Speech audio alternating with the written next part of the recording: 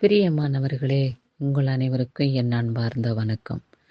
இதோ இந்த மாதம் முழுவதுமாய் கர்த்தர் நம்மை மகிமையோடு வல்லமையோடு பாதுகாத்து கொண்டார்.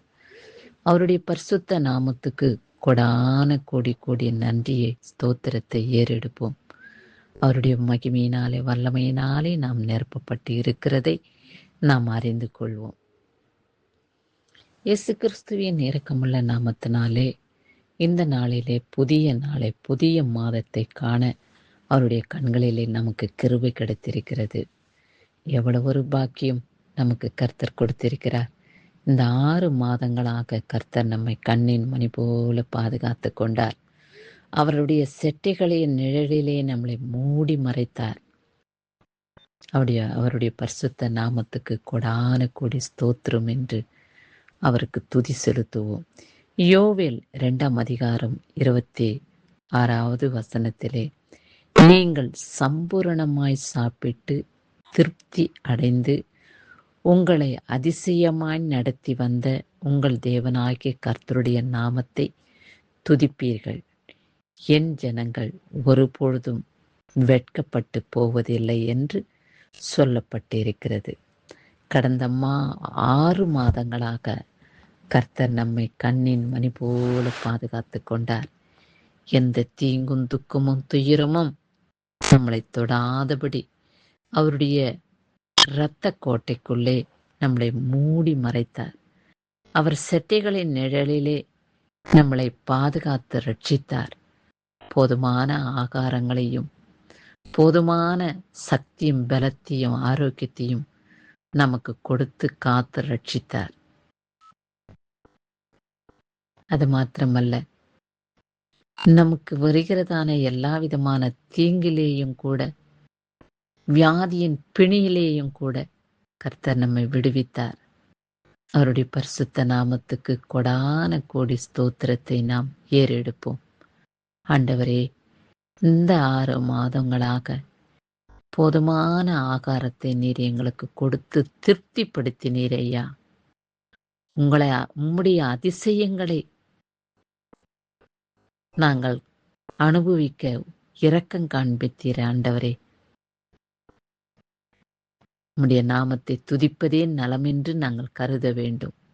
உம்முடைய நாமத்தை தொழுது கொள்வதே ஆசீர்வாதமாய் இருக்கிறது என்று நாங்கள் புரிந்து கொள்ள வேண்டும். இப்பேற்பட்ட ஸ்லாக்கியத்தை கொடுக்கிற தேவனை விட்டு விடாமல் வாழ்கிற நாள் வரைக்கும் உம்முடைய நாமத்தையே துதிக்க, உம்முடைய பரிசுத்த நாமத்தை ஸ்தோத்திரிக்க உம்முடைய கண்களிலே கிருபை கிடைக்கச் செய்யுங்க ஆண்டவரே. இரக்கம் கிடைக்கச் செய்யுங்க ஆண்டவரே. இயேசப்பா, எப்பொழுதும் நாங்கள் உங்கள் நினைப்பாகவே இருக்க வேண்டும்.